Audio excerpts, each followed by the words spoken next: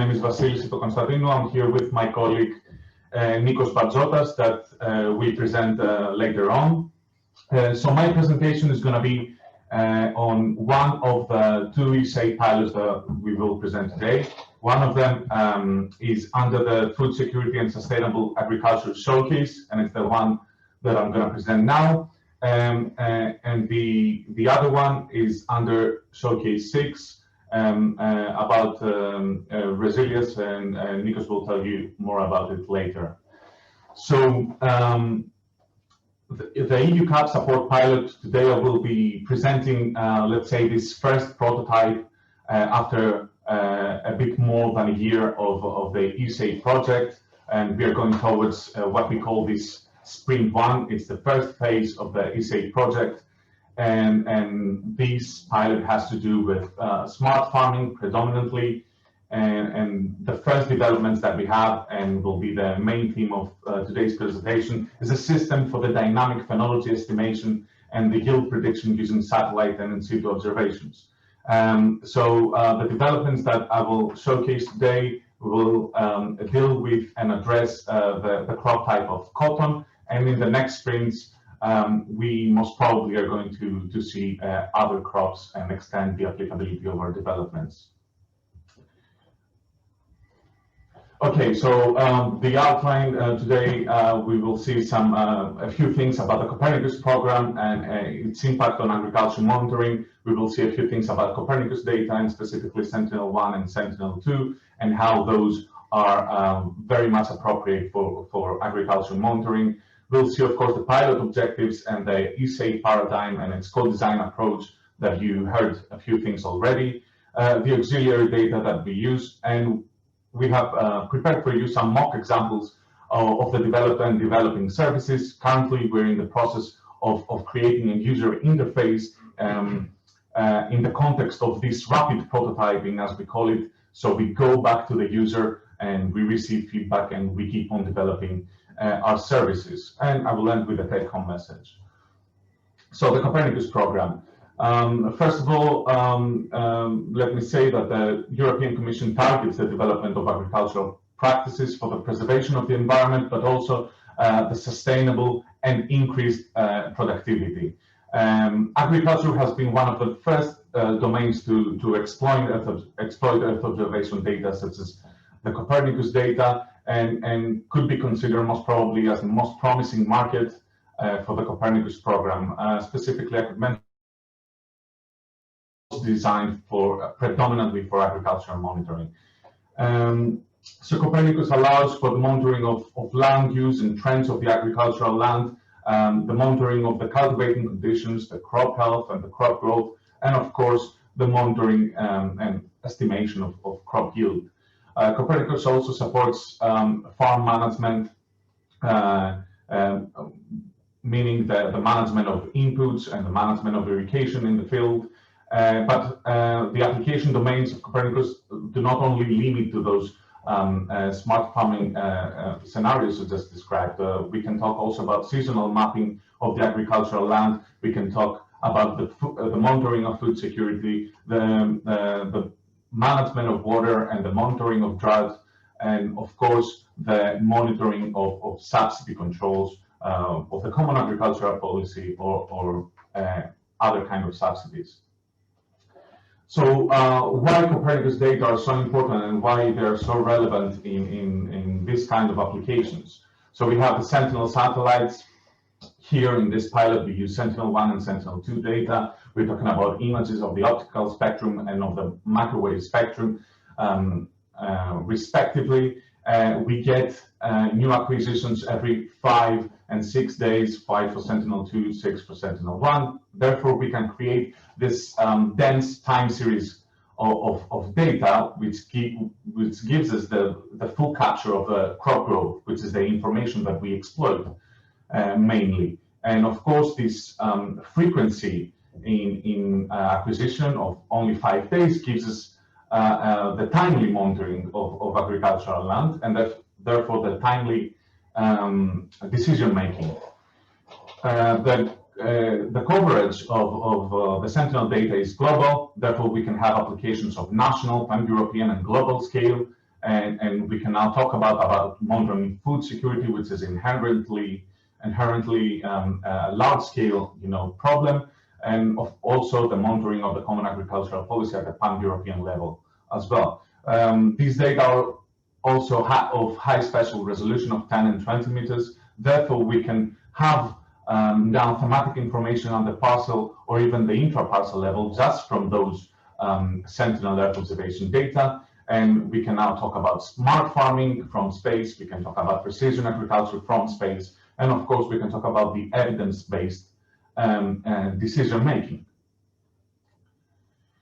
So a few words about the pilot. The main objective of this pilot is to support farmers towards the transition from the common agricultural policy compliance to farm performance. So we aim to assist the farmer at the end of the day, but with many other stakeholders that we can satisfy in the process. But the idea is to help the farmer utilize this Earth observation-based smart farming services and make them part of their everyday life, and thus increase their production, decrease their costs while applying sustainable practices.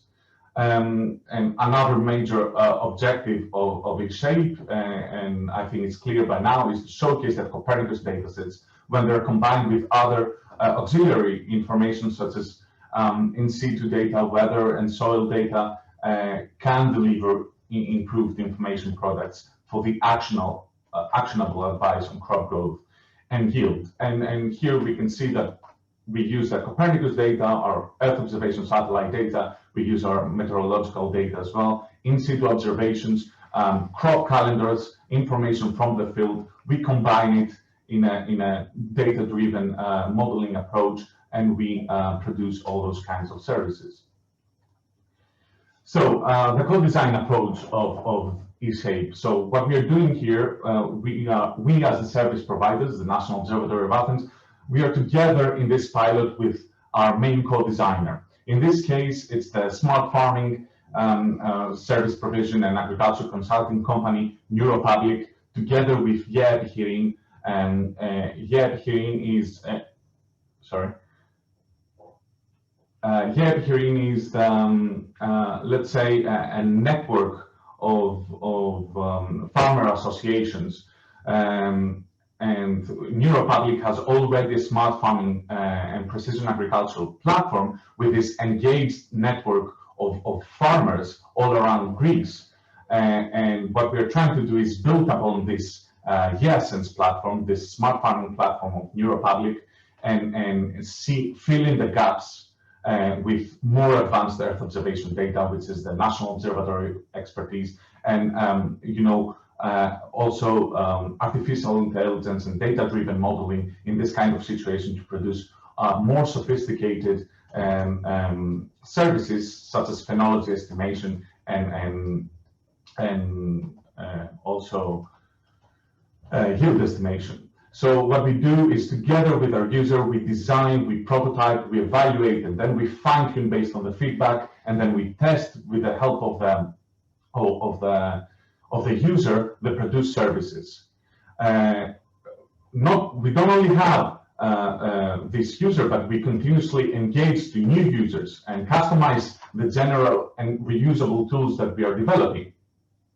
And of course, we consider the commercialization, the sustainability, and the uptake of the developed services, even from this design or first prototype phase. So other potential users, except the farmers and the farmer consultants from Neuropublic, as I told you, we have farmer cooperatives, other farmer cooperatives. We have also insurance companies, and of course we have the common agricultural policy stakeholders, from the paying agencies to the farmers to the policy makers. Let's see our auxiliary data.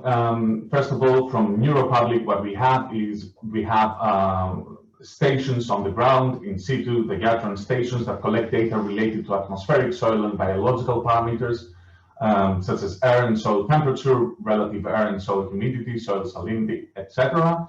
And of course, we get the crop calendars that they receive, they have from their engaged farmers. So we have the parcel, and we have the associated value, the timestamp, let's say, that each of those parcels have entered those different phenological stages, as you see, seeding, germination, first leaf, etc. And we use all this information, of course, to create all this data-driven modeling for our automated estimation of phenology and then yield. We also have data from the Greek Agricultural Insurance Organization. These data are for parcels in northern Greece from 2016 to 2019. We have the average production over the years for each parcel individually, and based on that, we have the expected yield for this parcel. This is a statistical approach that the organization, the insurance organization, they're doing on their own. It has a value, but of course, it's not necessarily 100% correct. But at the same time, we have this in a few thousands of parcels, which is very important for us to train machine learning models.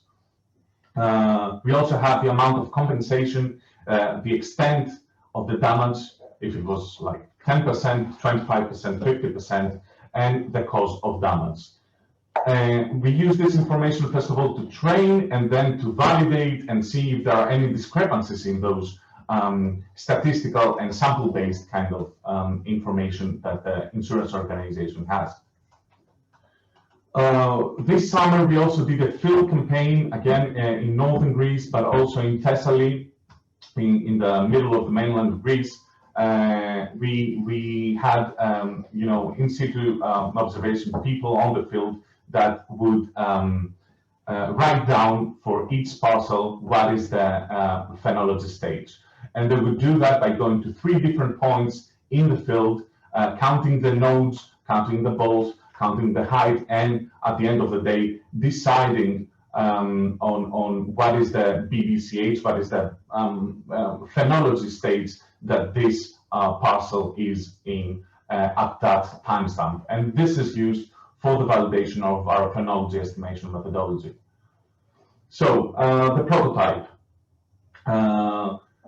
We created a web-based platform, a web application with interactive maps for dynamic phenology prediction and yield estimation, showing that information at the parcel level. We also have a time-lapse functionality on the map layers for the visualization of several parameters such as qualitative vegetation indices, meteorological indices, soil indices, etc. We have the crop classification layer where we classify different crops, not just cotton, and along with the confidence indices of the decision of the classification.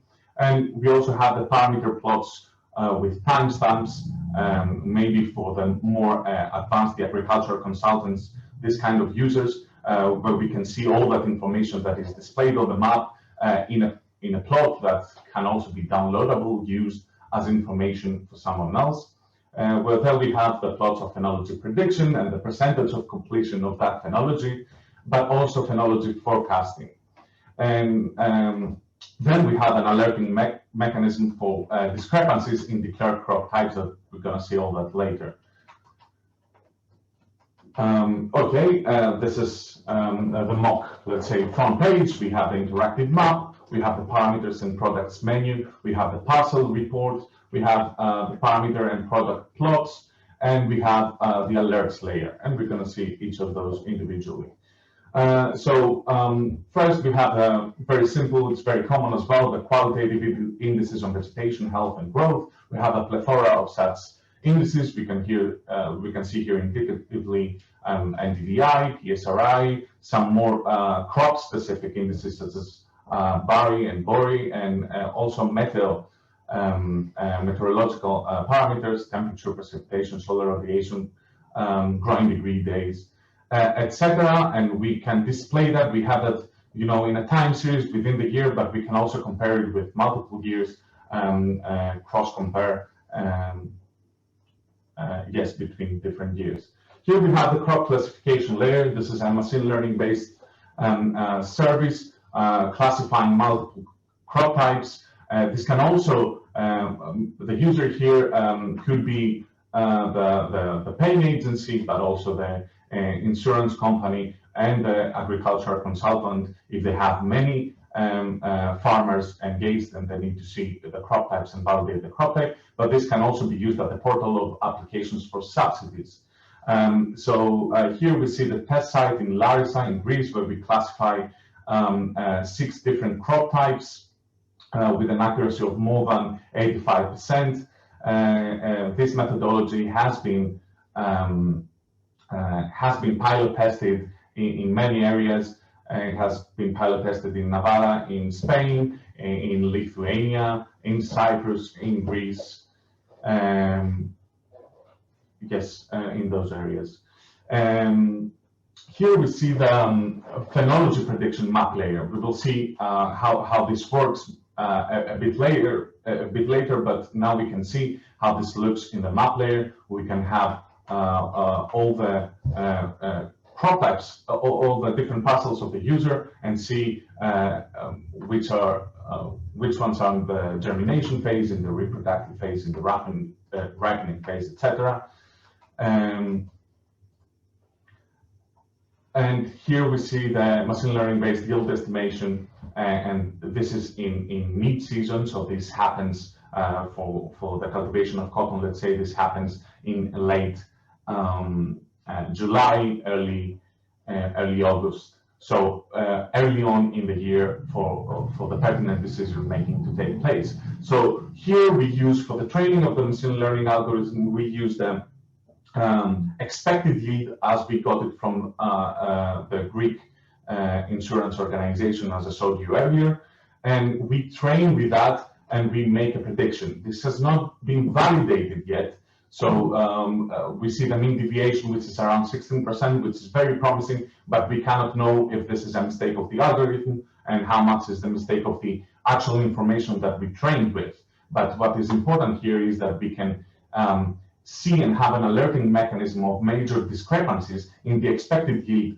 that the insurance organization already had, and say, maybe you overestimated this estimated yield, or maybe you underestimated because my system shows a quite big discrepancy. Here the discrepancy is not that big. This is just an example, but yeah, this is the idea.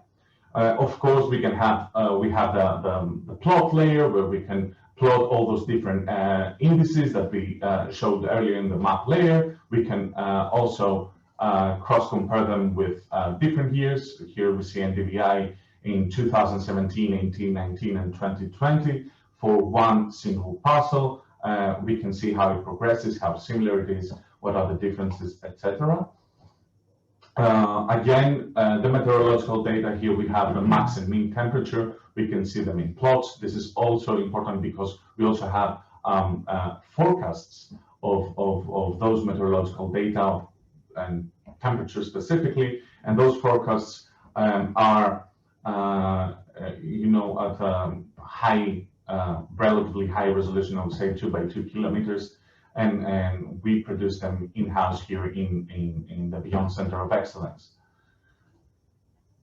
Again, we can have this verification functionality of the crop type. This can be used by any of the users, the agricultural consultants, the farmers, but of course the paying agencies at the portal of the subsidy application.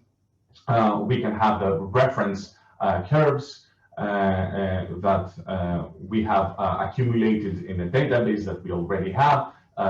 It's like a dictionary of spectral signatures that we can compare with the incoming parcel and see if the declared crop type is indeed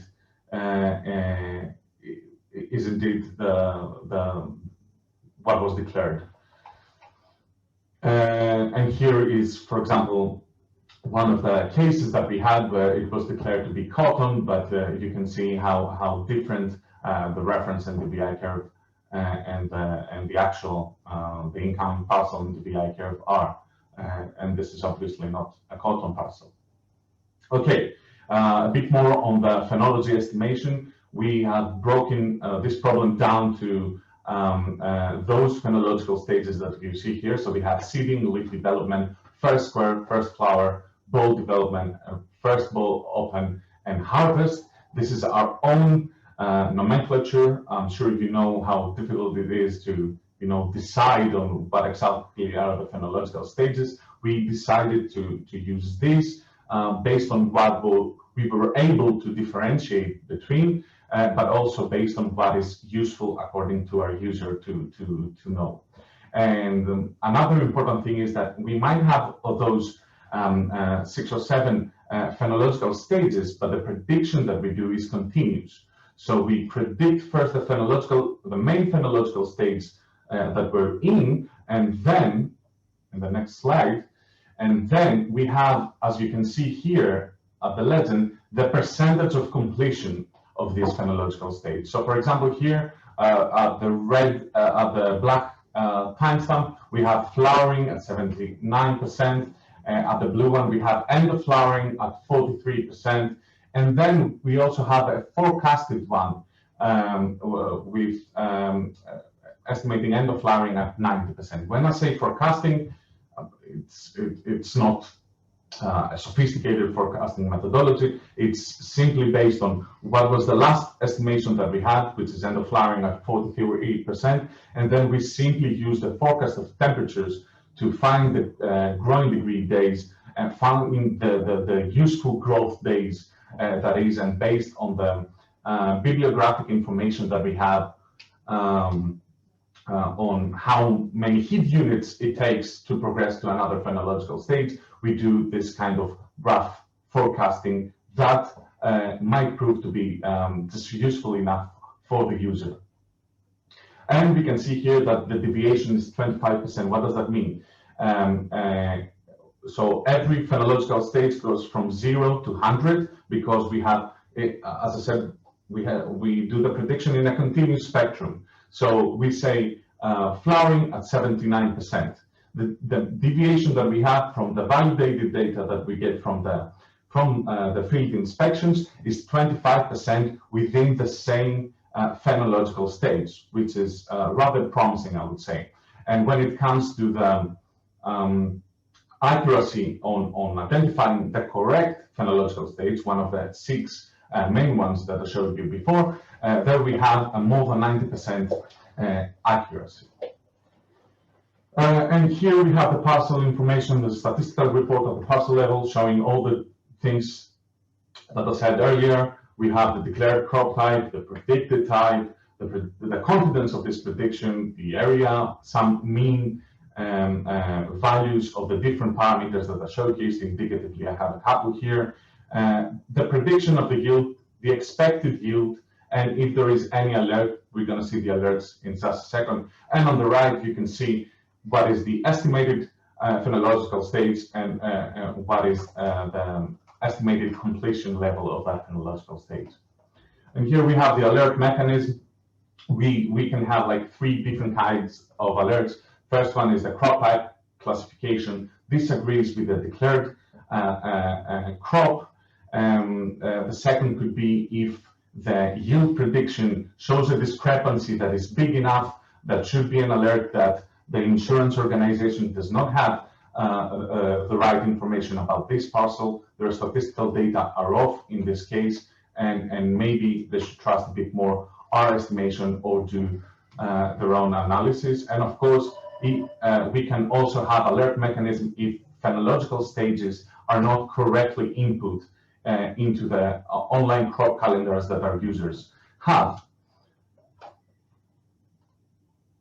Okay, so the take-home message here is that the Copernicus program offers this unique set of data, predominantly from Sentinels in this case, for providing large-scale, timely, and precise information for evidence-based decision-making. These services are co-designed with the users, so we go with the user need first, and we do some rapid prototyping and then rapid uptake. We get that feedback, and then we further customize and fine-tune based on the user's requirements. And of course, this goes towards the commercial sustainability of our services, which is one of the main objectives of the ESA project. Also, the methodological foundations of the services, we try to make them algorithmically general and technologically scalable. What that means is that we might do all this customization, go for the user need and address those tangible user requirements, but at the same time, algorithmically, we try to keep it as general as possible, because the services I showed you, I was always mentioning the agricultural consultant, the farmer, the insurance industry, and in some cases, the paying agencies of the Common Agricultural Policy. So we see that all those services are relevant to all these different stakeholders. And with customizations, we can use this general set of tools that we have to provide services of commercial value. So the services are offered in different formats that represent multiple levels of the value chain. We saw that we go from plots and downloadable images to indices to actionable consultation to the user that is illiterate to all those kind of things. And yeah, here you can see some examples of the crop phenology at the national scale that we have in South Korea here, and how it progresses. This is about rice and how rice progresses throughout the year. And here we have the identification of the start of the season, which is the emergence. This again is a national scale application. And the end of the season here at the bottom, when it's just before the rice is harvested. And again, we do this at national scales. We have the computational capacity for that, and we do that not even at the parcel level, we do that at the intra-parcel level, at the 10 meters resolution, 100 square meters of minimum mapping unit. So yeah, thank you very much.